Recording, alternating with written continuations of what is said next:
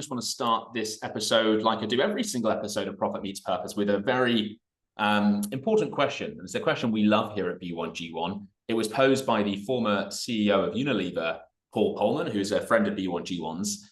Paul Polman asked in his book, Net Positive, is the world a better place because your business is in it? And we love that question here at B1G1. I can see that Penelope smiling, so I'm hoping she loves it too. The reason we love it so much is because it's central to everything that we do here in the B1G1 movement. You see, we help businesses create a more positive impact just by doing what they do every day. So they can turn seemingly innocuous business activities, very everyday, normal business activities, into a real positive impact elsewhere in the world, whether that's tree planting or providing access to education or anything like that. And we provide those businesses with that platform to create that meaningful impact, but also connect more meaningfully with their team members, their customers, clients, potential clients, so that they can become a real force for good. We believe here at B1G1, and our members believe, that being a business for good isn't just good for the world, but it's great for business too. And that's why we run this series, so we can speak with amazing B1G1 members like Penelope, who I'll introduce in a moment, so that we can actually show you that when you align purpose and profit, it creates great things in the world. It creates great things for your business, and it allows you to connect more meaningfully with clients and customers and grow your business in really cool ways. And of course, to create a lasting impact. So do please keep Paul Polman's question in mind throughout this session today. Without further ado, I'd like to introduce today's guest, Penelope. Allard, it's great to have you here with us from Wild Bookkeeping. Thank you very much for being with us.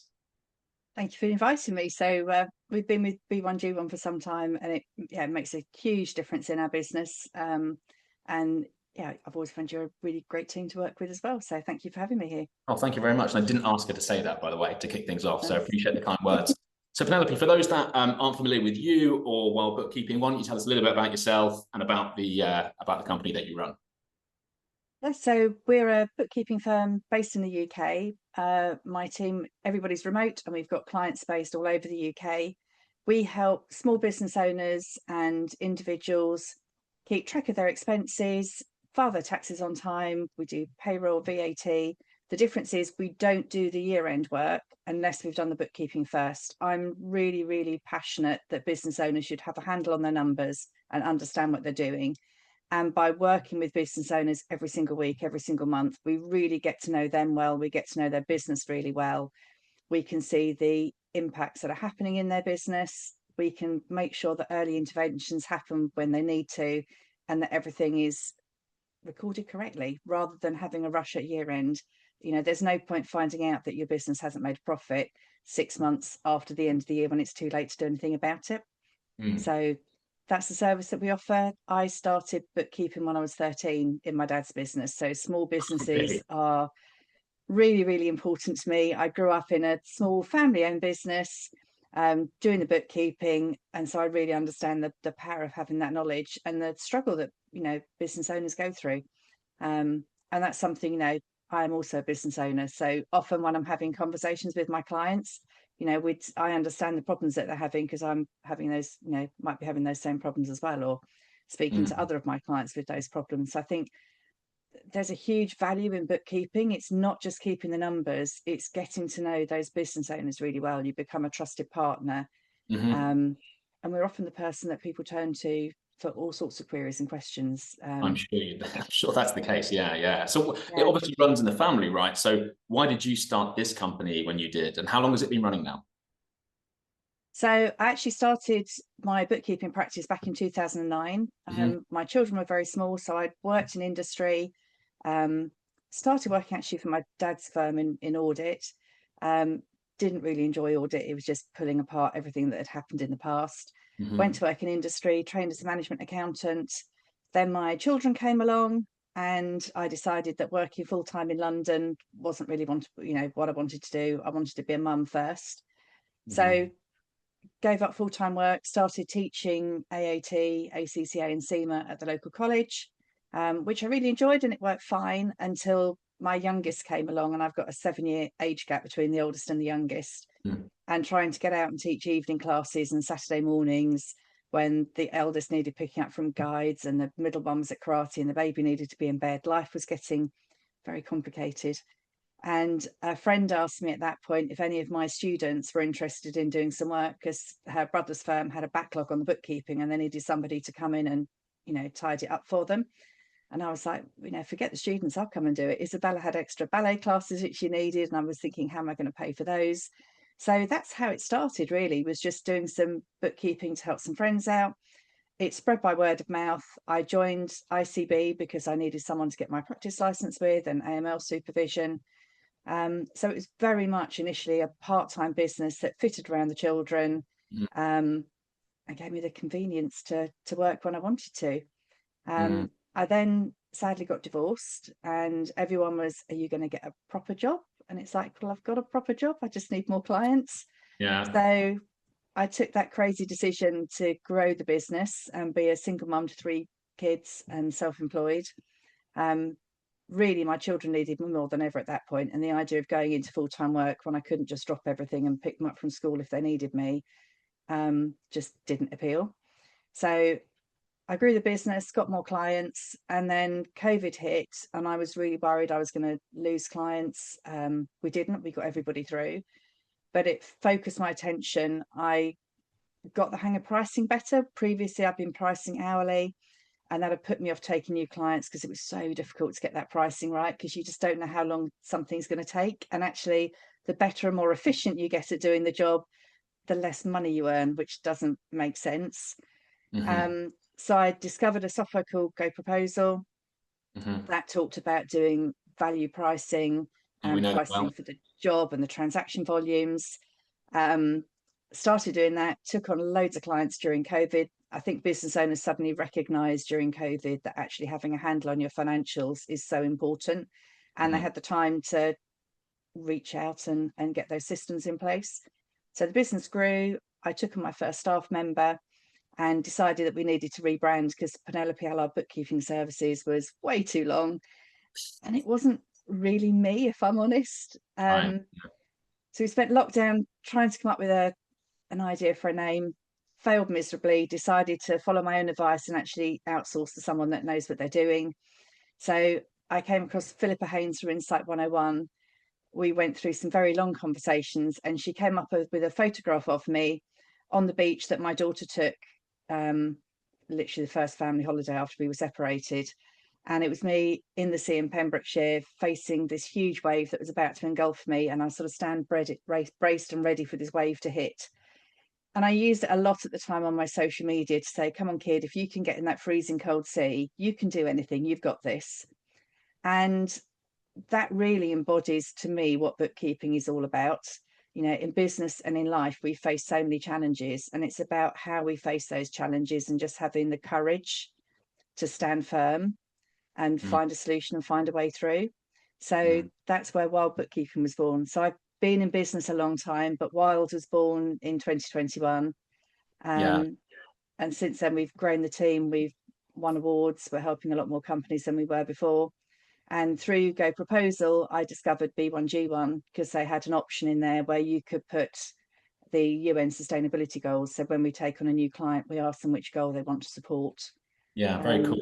Very cool. And so that brought me through to my journey with B1G1. Do you know, we're going to come to sustainability in a moment, but when you first discovered B1G1, what were your thoughts? How did you feel about what you saw through Go Proposal and what they were doing? I really liked it. It's the idea of having accountability. It's easy, you don't forget to give something. And I wanted to be able to give back. The idea of using my business, we've always had sustainability very much ingrained as a family. My daughter in particular, my eldest, was very, very much into not using plastic, looking at sulfates in shampoos, protecting the planet, looking for palm oil in peanut butter. And so it's very much been driven by my kids, if I'm honest, which I think a lot of people have found. I think the younger generation are far more switched on and clued on to climate change and sustainability. And the more you listen and look at it, you realise this is something that we have to do. So when I formed Wild, I think the work I did with Philippa, very much my own personal ethics, but now in my business. So Penelope, our bookkeeping services, we just did bookkeeping. With Wild Bookkeeping, we now have brand values, we have brand ethics, we have things that we wanted to do with our business. And to me, it's about helping people. It's about helping people to face those challenges. And it's not just our clients. I think we should use our businesses as a vessel for good. We have a platform, we have a voice. We can reach much more people as a business than we can as individuals. So how we can use our businesses for good is really important. So for me, using B1G1, making profits good, and businesses are there to make a profit. But I think we have to recognize what is enough. Do we need everything that we've got? I volunteer as well at the local homeless shelter, and you see people coming in and they have absolutely nothing. And I'm not saying that life's perfect. They have really rough and difficult days, but actually they come in, they smile, they're happy, they thank you for what you're doing. And it makes you realize that we don't need as many things as we think we do in life to be happy. So if we can use part of the profits that we're making to benefit others, then we definitely should be. Yeah, so well put. And one thing I would say, I mean, has to be said, you do so much outside of B1G1, right? We may not have the time to cover today because of the length of the session, but it should be said that you are just doing amazing things outside of B1G1 too. And you've just mentioned a couple of those just there. You really make B1G1 a central part of the business, though, and giving back and creating those impacts. So it's not just an add-on, right? It's not just something that you do at the end of the year, right? So talk to us a little bit about how you embed giving back through B1G1, creating those impacts into the heart of the business. Yeah, so it starts right at the beginning of the client journey. So we are very much about sustainability. We're actually finalists in the Accounting Excellence Award this year for ESG category, which we find out in less than a week's time. Yes, that's right. Yeah, good luck. So sustainability is very much what we're all about. So when we actually onboard a client, built into our proposal document, we ask them which one of the UN sustainability goals they want to support. That opens that conversation, and we learn so much more about our clients. We can't serve our clients to the best of our ability if we don't understand what they are, what their goals are, and what's important to them. So asking them which of those goals, we understand whether it's gender equality or education, climate change, life underwater. So it's an opportunity to really get to know the clients and open that conversation at the beginning.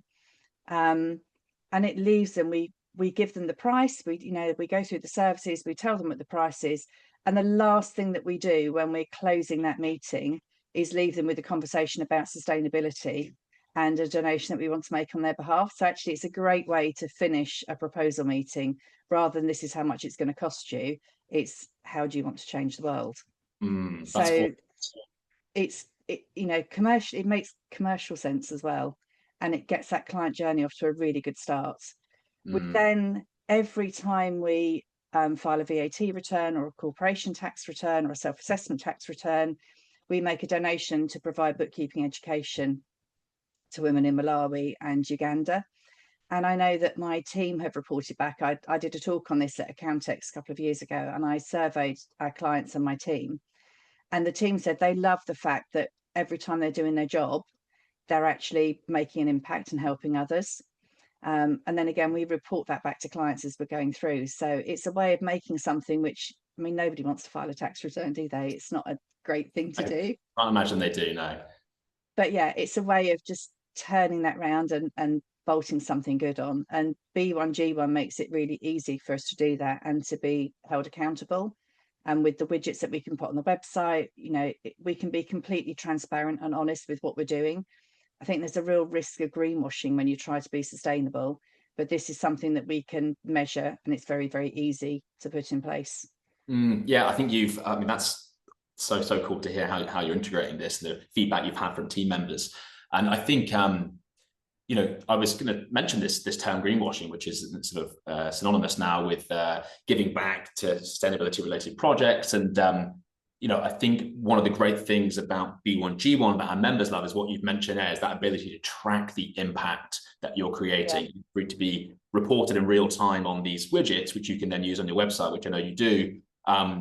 So talk to me a little bit about how the clients have responded to the giving that you're doing through B1G1, whether it's sustainability related projects or providing other forms of support to women in business. How has that response been? Yeah, clients really like it. So, we've had feedback from clients, but we serve our clients every 6 months to ask them how things are going, if they've got any feedback. I think it's really important, and because we do it on a regular basis and we always feed back to clients and thank them for their feedback, it gives us an opportunity to grow, and we've discovered things in the business that maybe aren't working, which are minor things clients maybe haven't mentioned to us. But one of the things they come back repeatedly is they say they really like the fact that we are doing good at the same time. So it's something that we know categorically clients have told us that they value with what we're doing. And we've actually had clients that have then signed up to B1G1 in their own businesses as well, because they like that. Yeah, I have to say, obviously you're a B1G1 ambassador, and you are very vocal about the benefits of being a B1G1 member and the amazing things that you can make happen with being a part of the movement. So again, it has to be said, you are, we're so grateful for the giving that you do through B1G1, but also the way that you really promote the movement, right? And whether it's at Accountex or it's at a smaller event, or just in conversations that you're having. So I'm just going to pause for a second. If you're enjoying what you're hearing here and it's resonating with you, just put wild. I feel like that's an appropriate word to be putting in the chat there. So put wild in the chat if you're liking what you're hearing here, and you think what Penelope's saying is resonating with you. That would be really cool to hear. So talk to me a bit about the journey from where you started to now, and how you view success, because we can see some before we came online here. I said to Penelope, what are these sort of terracotta looking warriors in the background? Yes, my terracotta army, my chessboard. That's it, yeah. So that they're awards from the Institute of Certified Bookkeepers. So one of them is for social media, because I do a video in the sea every week while I swim. So water quality, and I swim in the sea regularly and have done. I think I started in 2011 with open water swimming. So I compete in ice competitions and do distance events as well. So swimming in the sea is something I do a lot of. And I then had this brainwave that I really wanted a GoPro camera, if I'm honest. And I worked out if I went in the sea and did a video every week of bookkeeping and tax tips, then I could get a GoPro and put it through the business, which I did. And as a result, I won an award from ICB for my social media, because people quite like doing tax tips from the water. It's something that they, it's unusual. It gains attention, and everybody now just, how cold's water? Have you been for a swim today? It's a great icebreaker, literally. So one of them is for social media.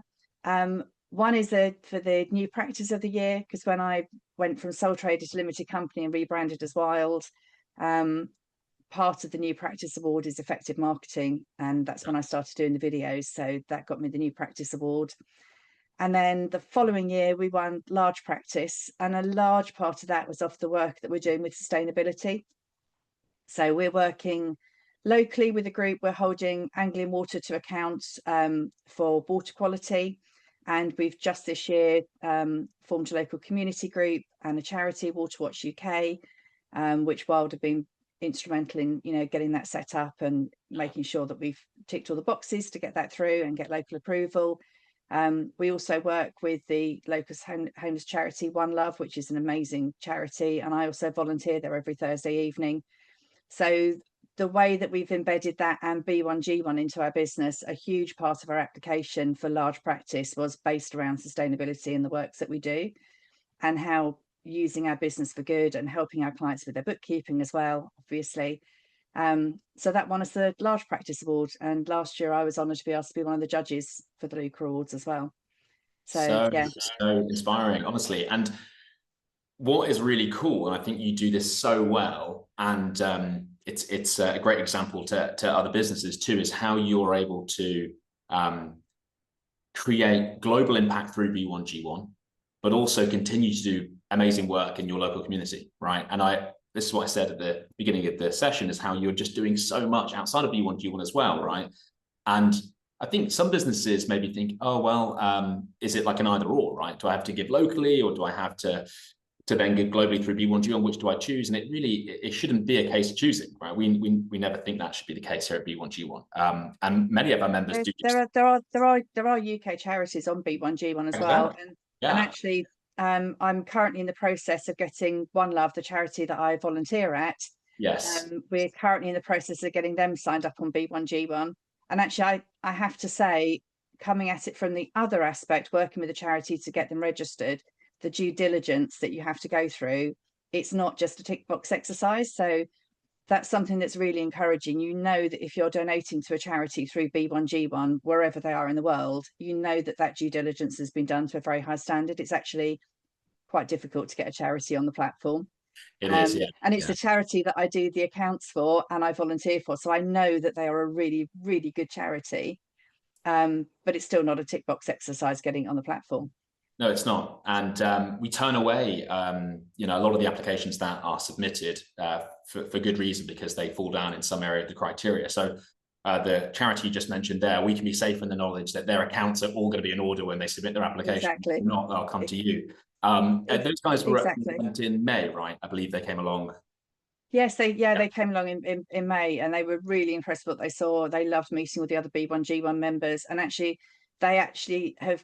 I know there was someone there that has helped them with fundraising, someone else that's helped with bid applications. So B1G1 members that they met at the event in May have actually volunteered their time pro bono and given one-to-one calls with the charity to help them out as well. So yeah, I think I know who you're referring to there. I think anyway. I won't mention the name in case I'm incorrect or they don't want to be mentioned, but that's one of the amazing things about the B1G1 community and this movement that we have here, is that we have amazing business owners who are creating a positive impact in the world. We have the worthy causes too, right? Who list their projects with us, and it's at these events that we run, like the one you came to in May, and the conference we're running in Bali in just a few weeks' time, where these amazing people, these amazing businesses and worthy causes are able to come together and work together to create a more positive impact around the world. So that's so nice to hear, honestly, and hopefully their application is successful. Yeah, I mean, we have a team member in Sri Lanka who we took on in February, and we used a outsourcing company, and one of the things we looked at actually was to make sure that they were treating the staff well, paying the staff well. So we looked at the ethics and sustainability of the company we use. And one of the things that I wanted to do to welcome Yoshin and make sure that we were still working on everything as a team, we've got one of the impact tools that we send out to clients when they complete their client survey and the feedback to thank them. And we've included a Sri Lankan charity on that. And I know Yoshin was absolutely over the moon that we had a Sri Lankan charity on there that we were supporting. But he was also concerned because he said that it's difficult to find a Sri Lankan charity. There's a lot of corruption and other things going on. And so it was good to be able to say, hand on heart, now I know this one, the money will be used correctly and wisely because it's on the B1G1 platform. Yeah, it's a huge concern for a lot of businesses, and that's why we have an independent board who vet all these worthy causes and the projects they list with us, and members can be safe in the knowledge that their giving is creating this impact that is on the platform. So that's such nice feedback. Before we go any further, I appreciate we've only got 5 or so minutes left. What I do want to do is just take this opportunity to check in again with those that are tuning in, to make sure that they're enjoying the session. I hope you are. If you are, please again just put wild in the chat. I think that is just the best way. It's right in the top left hand corner of my screen. So I feel like it's the best and easiest word to people to put in. What I'm going to do now is give everyone in attendance the opportunity to create an impact just because you have attended today's session. This is at no cost to you. We will cover the cost of this, but here at B1G1 we practice what we preach, and we like to embed giving and impact creation into absolutely everything we do. So what I'm going to do here is just share my screen, and you'll see on screen here a QR code. All you need to do is scan that QR code. Now, if you haven't got your phone in arm's reach, which would be a surprise because most people do, then my colleague Raki, who's here, will pop the link to this in the chat. So if you can't scan the code, just click the link, and you'll be presented with these 4 amazing projects here. 4 of the projects that we have here at B1G1. We have around 470 projects on the platform, but this is just 4 of them. So you can opt to plant 1 tree to protect the environment. I can imagine Penelope would go for that one, all things considered. provide 5 days of education and child in need, give 50 days of access to life-saving clean water, or provide training and support to women starting a business. I reckon that you'd be between A and D, I'd imagine, Penelope, wouldn't you? Yeah, all of those are so important. The thing is, if we want to be sustainable, so many of the things that we want to do in the UK, other people globally can't afford. And actually, if we look at climate change, one of the things that I've discovered working with Southend Council and Anglian Water is part of the issue that we've got with sewage going into the sea is to do with climate change and increased rainfall and surface water management. Now, we can't deal with climate change in the UK alone. We need a global response to that. Yeah. So we need to provide education and business opportunities and improve the economic circumstances of people all over the world if we want to make a real difference to global climate change. We can't just look at things in the UK on its own. So we need to be doing impact locally. We need to be volunteering and helping charities that are in our doorstep, but we also need to be supporting those globally as well. And, you know, spreading that profit around the world. Very well said. Honestly, I really appreciate you saying that, because it's just so true. I think often we concern ourselves entirely on what's going on our doorstep, but in order to create this global change, it's important that we look beyond our own countries. Just before I take this screen away, guys, for those that are not currently B1G1 members, that are loving what they're hearing, that are interested to learn more about B1G1, when you scan that code or you click on the link, you will be given the option to let us know if you would like to explore B1G1 further. Really, it's just a case of having a chat with me and seeing if there's a good fit. I can answer any questions you may have. So please do let us know if you are interested in learning a bit more about B1G1 after this session. It doesn't have to be today, but another time. What I would love to do, Penelope, to finish up, because we only have 3 minutes here, so if you can keep the final answer to this question nice and succinct, that would be amazing. Just one practical piece of advice that you could give anyone that's tuning in today or watching the recording on how they can embed more purpose into what they do moving forward. I think you need to look at what your values are, find a project that you're passionate about. There are plenty on the B1G1 platform, and you can search by country, by topics. So we're really interested in water, business education, and I do like to include UK charities if I can. So find something that you're passionate about, because if you are, you'll be more inclined to go for it, and you'll find enjoyment and excitement from doing that. Then look at something in your business that's a recurring theme, and ideally, I think if you can do something, make sure you're communicating that to clients. So for us, we're doing it as part of the onboarding journey. We put it into VAT return. So the email that goes out to a client to say, hey, we filed your VAT return, this is how much you need to pay. By the way, we've also made a donation to provide business education to women. You've got an easy way of communicating that back to clients. So if you just put it in as part of your routine, and then it's really inspiring watching those impacts add up and seeing the difference that you've made. Awesome. Well, you're very inspiring, and I appreciate that advice to those that are tuning in. So thank you so much, Penelope. We are a minute away from our allocated time. So I just want to take this opportunity, first and foremost, to thank you, Penelope, for being here today, and for how generous you've been with your time. You're such an amazing business owner. You're such an amazing B1G1 member. We really appreciate all the impacts that you've created today, and you know how vocal you are about B1G1. So firstly, thank you very much for being. Thank you. Yeah, really appreciate Thanks for having me. Really enjoyed it. So half an hour's not enough. Yeah, I know. I feel like we could have spoken all day, and we spoke for about 20 minutes before this started about Penelope's cold water swimming. Maybe we should do another podcast on that one. And also just a thank you to you need to come and join me for a swim and a video. Yes, I know, yeah. Well, next time over that way. For everyone else that's tuning in, and for those that are watching the recording, thank you for your time as well. I hope you've enjoyed it. There'll be another session coming up in a couple of weeks' time, so watch out for that. We'll be promoting that on LinkedIn. So for now, thank you again, and hope you guys have a great rest of the week, and we will see you again very, very soon. Thank you very much.